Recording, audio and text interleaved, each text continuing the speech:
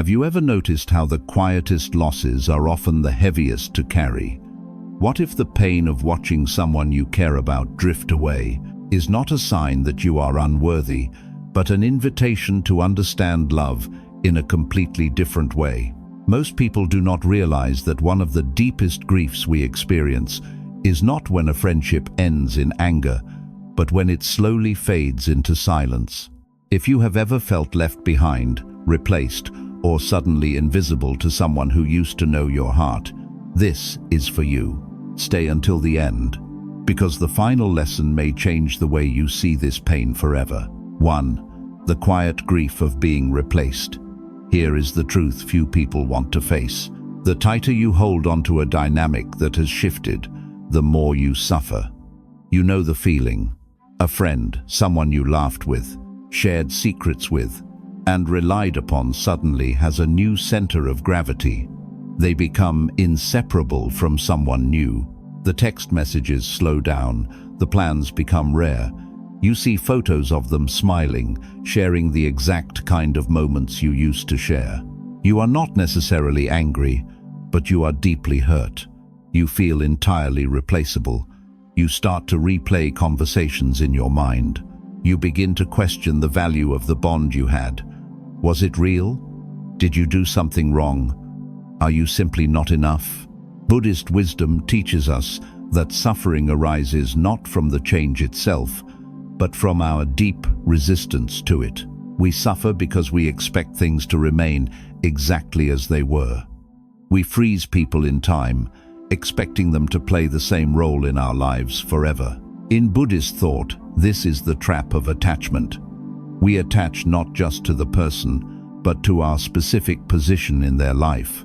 When our unspoken title of best friend or closest confidant is challenged, the ego feels threatened. We feel diminished. But what if this shift has absolutely nothing to do with your worth? Imagine a vast forest during the transition of seasons. A deeply rooted tree provides shade for a patch of vibrant wildflowers. For a long time, they share the same morning sunlight and drink from the same damp soil. But as the season changes, the sun shifts its angle in the sky. The light moves. The tree does not chase the light, nor does it curse the flowers for leaning toward a new sun. The tree simply stands, rooted and whole, trusting the natural, quiet movement of the world. We often treat human connections like fixed monuments meant to stand perfectly still, but friendships are much more like the shifting light in a forest. People enter new phases of life. They meet new souls who mirror a different, unexplored part of their journey. When your friend finds a new, inseparable bond, it is not an erasure of what you shared. It is simply the light shifting. Your mind desperately wants to turn this shift into a story of abandonment. It wants to convince you that you have been discarded. But this is just the ego speaking. Ask yourself, are you mourning the loss of the connection, or are you mourning the loss of your status in their life? What are you afraid this change means about who you are? Pause. Breathe. Let the feeling of being left behind rise in your chest, without making it your identity. You can feel the sadness of the shift without turning it into a story of your own unworthiness. Observe the ache, but do not feed it with stories, because peace is not found by forcing someone to stay where they used to be.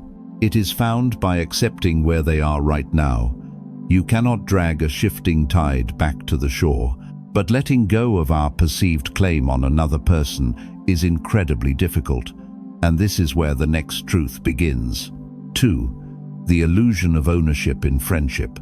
What if the deepest source of your heartbreak right now is not love, but possession? Here is a difficult truth. You do not own the people you love. In our daily lives, we attach words of ownership to the people we care about. We say, my friend, my person, or my closest companion. We believe that because we have invested time, shared vulnerabilities, and proven our loyalty, we have earned a permanent, exclusive space in their heart. When someone new enters their life and suddenly takes up that space, we feel robbed. We feel as though something that rightfully belonged to us has been stolen. You might find yourself quietly monitoring their interactions. You see them building inside jokes with someone else. You feel a heavy, burning resentment. You want to reach out, to remind them of your shared history, to somehow prove that you were there first and that your bond matters more. One of the deepest lessons of Buddhism is the vital distinction between love and attachment. Love is the pure desire for another person to be happy and free. Attachment is the desire for another person to make you happy. Buddhism reminds us that nothing in this world truly belongs to us. We do not own our circumstances. We do not own our past. And we certainly do not own the people walking the path beside us. When we try to claim ownership over a connection, we are no longer loving the person. We are merely guarding our own comfort. Imagine holding a handful of cool, clear river water. If you keep your hands gently cupped, open and relaxed, the water rests perfectly in your palms. You can feel its weight and its refreshing coolness. It is right there with you. But the moment you become afraid of losing it, the moment you panic and squeeze your hands tightly into fists, to trap the water forever, it instantly slips through your fingers. The tighter you clench your hands, the faster it spills, until you are left with nothing at all. We do the exact same thing with our friendships. When we feel someone drifting toward a new connection, panic sets in. We tighten our grip. We might pull away in cold silence, waiting for them to notice. We might make passive-aggressive remarks about how busy they are now. We try to force the relationship back into the exact shape we remember. But just like the water, a friendship cannot survive the crushing pressure of a clenched fist. Trying to force someone to stay in their old role only pushes them further away. Ask yourself, are you holding on to this friendship because you truly want them to be happy, or because you need their constant presence to validate your own worth? Does your love require them to remain exactly the same? When the fear of being replaced rises in your mind, intentionally soften your hands. Let the feeling rise without making it your identity. You can appreciate the beauty of the water without needing to trap it in a jar, because a true bond is never maintained by force. It is sustained entirely by freedom. But releasing our grip requires us to accept the beautiful, terrifying nature of how life actually works. And this is where the next truth begins. 3. The river of impermanence. What if the end of a familiar season is not a failure, but a natural law of the universe?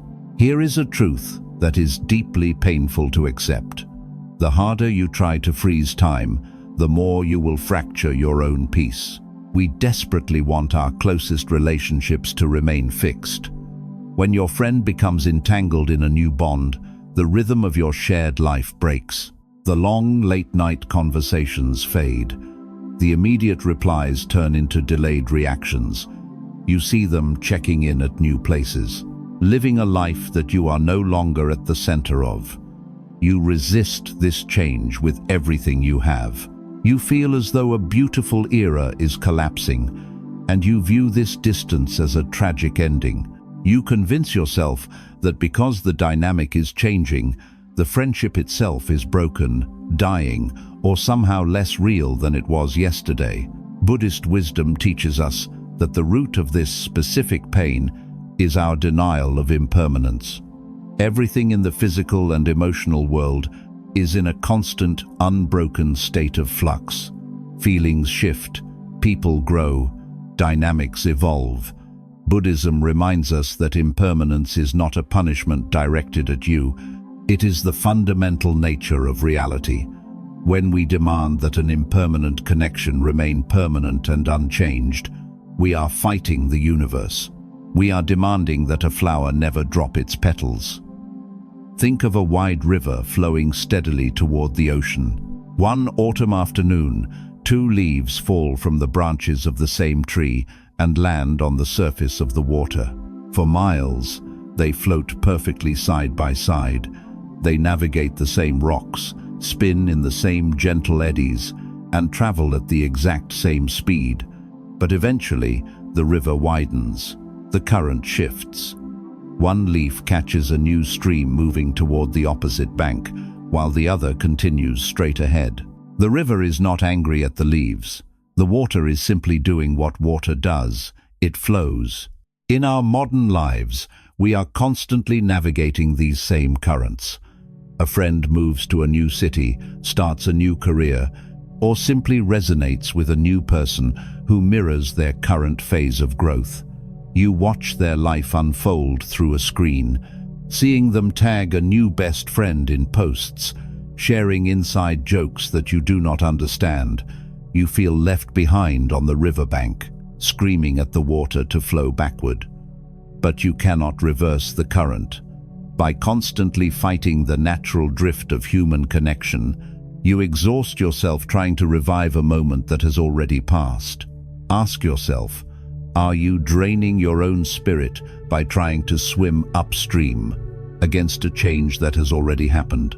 What are you afraid will happen to you if you finally let the river flow? Pause, breathe, observe the thought of being left behind without following it into despair. Acknowledge that the season has turned, and give yourself permission to stop fighting the current.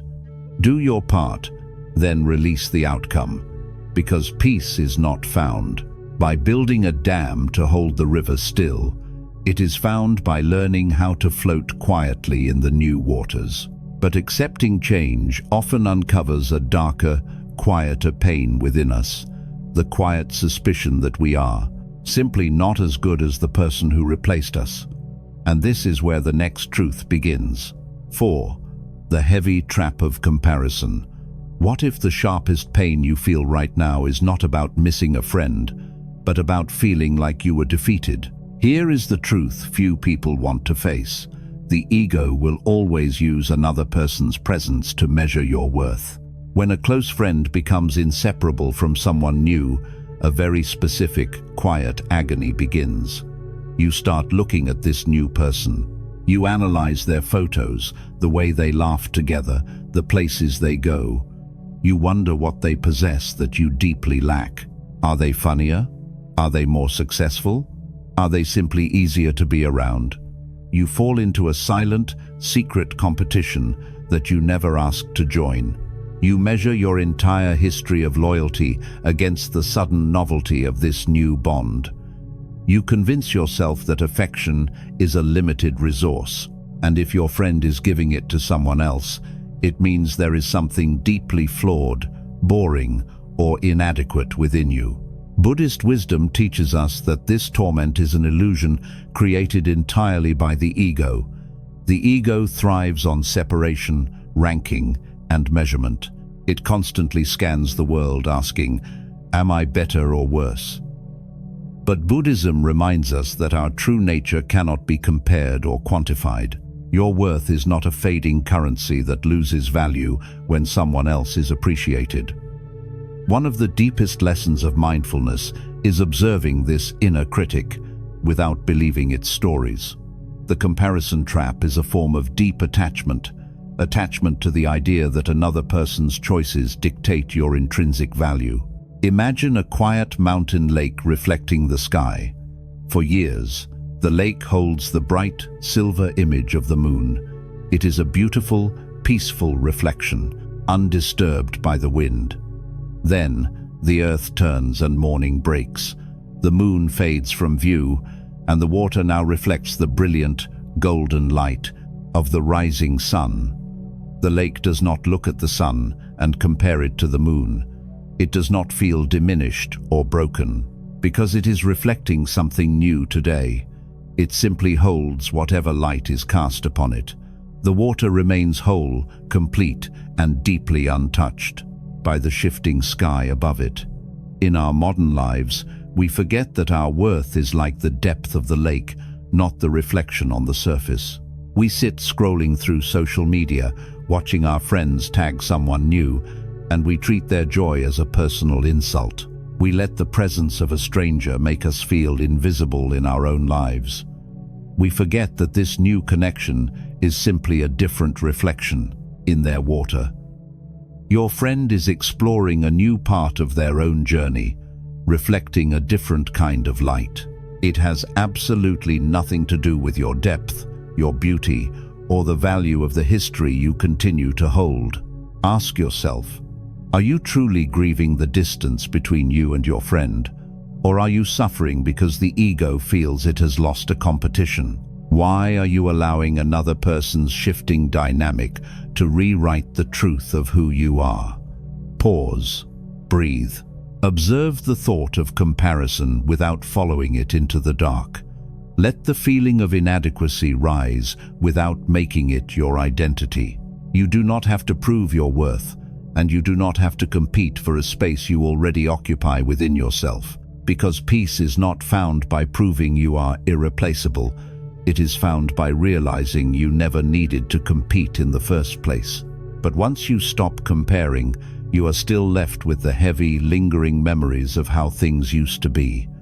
And this is where the next truth begins. 5.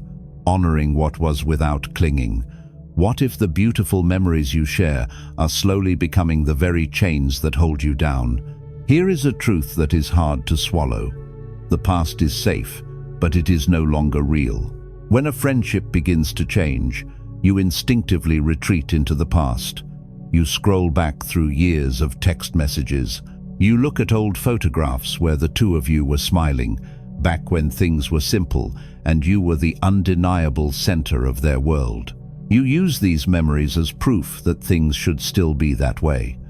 But instead of bringing you comfort, these reflections bring a sharp, agonizing ache. You feel as though their new friendship is actively erasing your shared history. You convince yourself that if the present does not match the past, then the past must not have meant anything at all. Buddhist wisdom teaches us that joy becomes suffering the exact moment we demand that it last forever.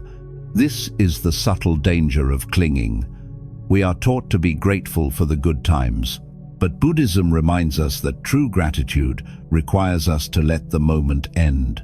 When we cling to a memory and demand that the present continuously recreate it, we are no longer honoring the connection. We are rejecting reality. The value of a beautiful experience is not determined by its permanence.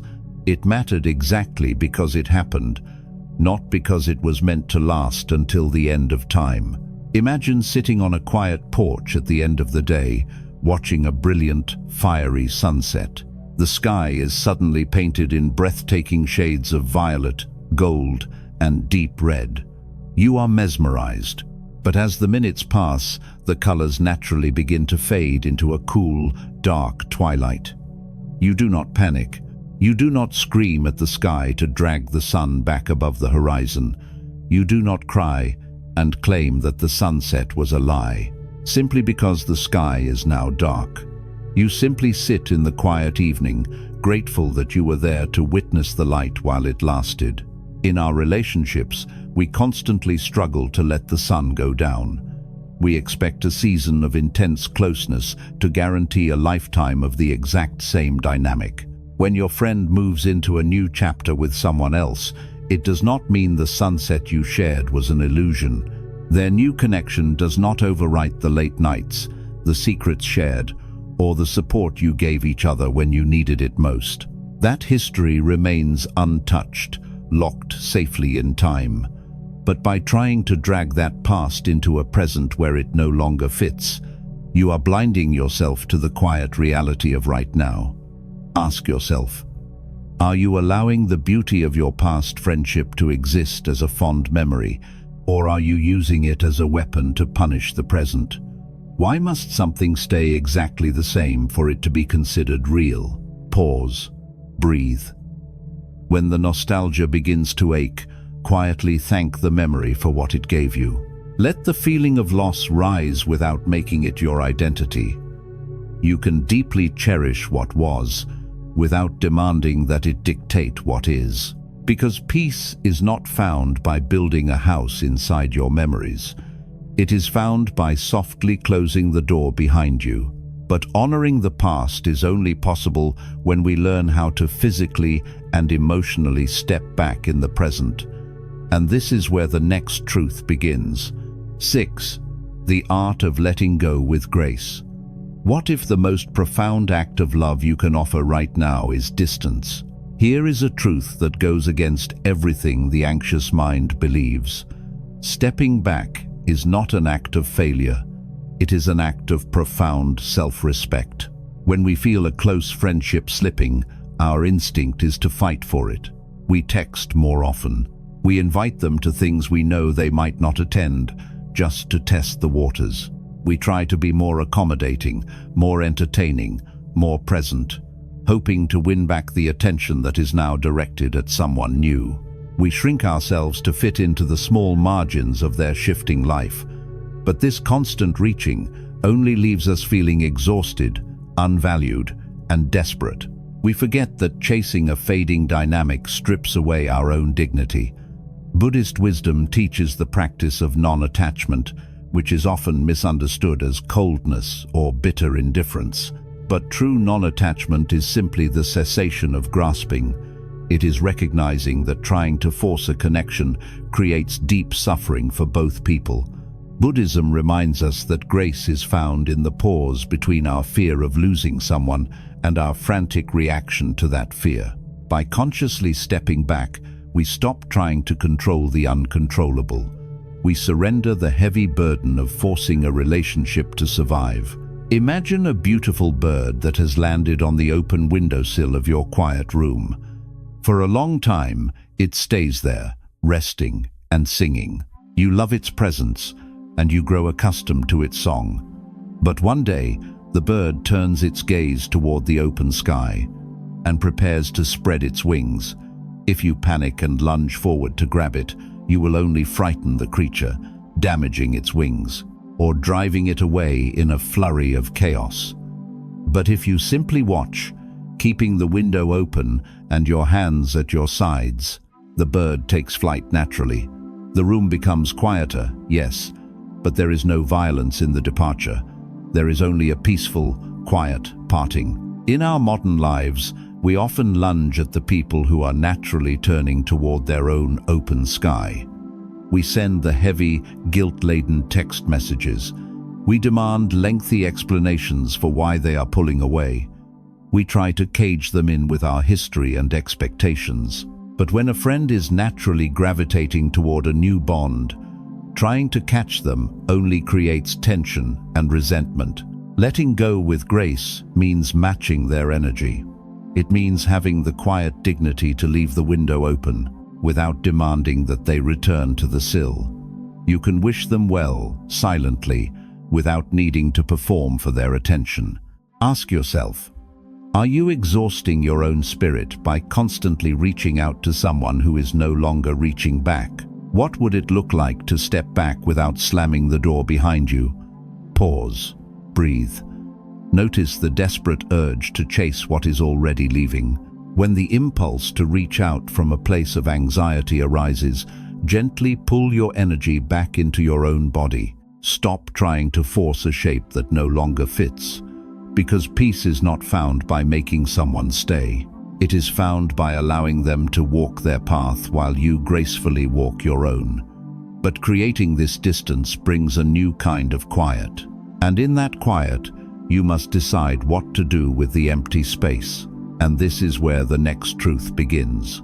7. Making space for new connections. What if the empty space left by a fading friendship is not a punishment, but a clearing? Here is a truth that feels deeply uncomfortable when you are grieving a loss. Emptiness is not a void waiting to break you. It is the birthplace of something entirely new. When a close friend shifts their attention to someone else, they leave behind a palpable silence in your life. The weekend afternoons are suddenly bare. Your phone is uncomfortably quiet. Instinctively, you view this emptiness as a tragedy. You feel left behind, and in response, you build walls. You convince yourself that because this deeply trusted connection shifted, it is simply too exhausting or too painful to ever open your heart to someone else. You stay inside. You keep conversations on the surface. You decide that the empty space is a monument to your loss, a shrine where you sit alone with your grief, refusing to let any new light enter. Buddhist wisdom teaches us to look at emptiness differently. In the modern world, emptiness is seen as a lack, a negative state, a failure. But in Buddhism, emptiness is pure potential. It is the vast, uncluttered canvas where everything becomes possible again. When we stop clinging to the heavy attachments of how things used to be, we create the necessary room for what is meant to come next. Buddhism reminds us that by angrily guarding the empty space, refusing to let anything new grow, we are suffocating our own future. Imagine a dense, deeply shaded garden. For years, a massive, beautiful tree stood in the very center, casting a wide shadow over the soil. You loved the tree, but as the seasons pass, the tree slowly falls and is carried away, leaving a stark, open patch of dark earth. At first, the barren patch feels like a devastating scar. It is glaringly empty. But as time moves forward, something quiet and miraculous happens. Because the canopy is gone, sunlight finally reaches the ground. The soil, now exposed to the warm sun and open rain, begins to sprout entirely new forms of life. Vibrant seeds that had lain dormant for years, simply waiting for the space and the light to grow. In our own lives, a single friendship taking up massive amounts of our time and emotional energy often prevents us from noticing the other seeds, waiting in our soil. When your friend turns towards someone new, they unintentionally return that sunlight to you. You now have the hours, the energy, and the emotional bandwidth to explore new paths. You might finally notice the quiet acquaintance who has always supported you. You might discover a new community, a new passion, or a new rhythm to your days. But this new growth cannot happen if you pave over the open soil with bitterness and regret. Ask yourself, are you guarding the empty space in your life as a shrine to a dynamic that no longer exists? What new connections or new versions of yourself are waiting for the sunlight you are currently wasting on the past? Pause. Breathe. Look at the silence in your life, not as a rejection, but as an open field. Let the feeling of loneliness rise without making it your identity. You do not have to rush to fill the void, but you must be brave enough to leave the soil open, because peace is not found by forcefully dragging old roots back into the ground. It is found by softly welcoming the new light. But to truly embrace the open space around you, you must first discover the unwavering presence within you. And this is where the final truth begins. 8. Finding completeness within. What if the love and validation you have been desperately waiting for has been inside you all along? Here is the final, quiet truth. You were never actually replaced, because your place in this world was never theirs to give away. When this journey began, the pain was heavy and blinding. You watched someone you deeply cared about drift toward a new bond, and you internalized it as a quiet erasure. You felt left behind, suddenly invisible in a life you used to share. You exhausted yourself trying to decode their actions, replaying memories, and comparing your worth to a stranger. You poured all of your energy into holding onto a connection that was naturally changing its shape. But in all that frantic reaching, in all that deep aching for their return, you abandoned the only person who truly needed your presence, yourself. Buddhist wisdom teaches us that our deepest, most profound suffering arises when we seek our center of gravity outside of ourselves. We build our emotional homes in other people. We rely on their attention, their loyalty, and their constant companionship to feel whole.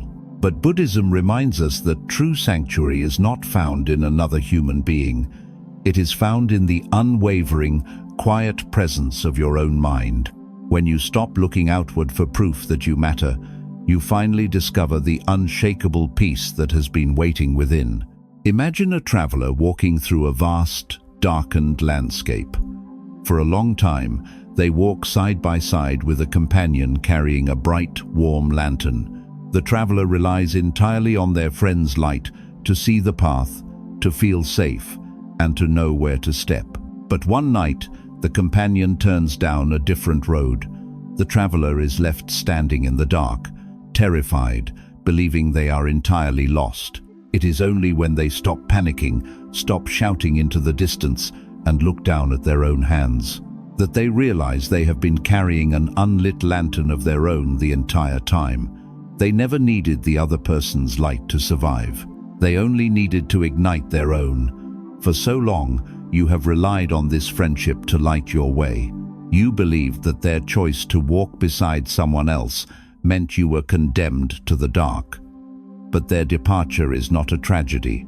It is the very spark that forces you to realize your own completeness.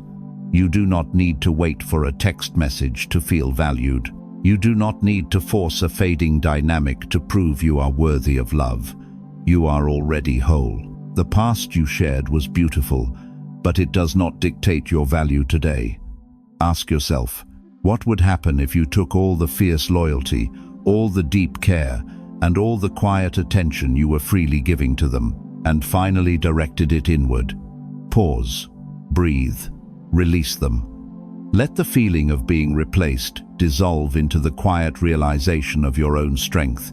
Do not hold on to the past, and do not fear the open space ahead. You can profoundly honor what the old friendship meant, gently make room for the future, and gracefully return to yourself. If these lessons touched your heart, share this video with someone who may need a little more peace today. Peace was never outside of you.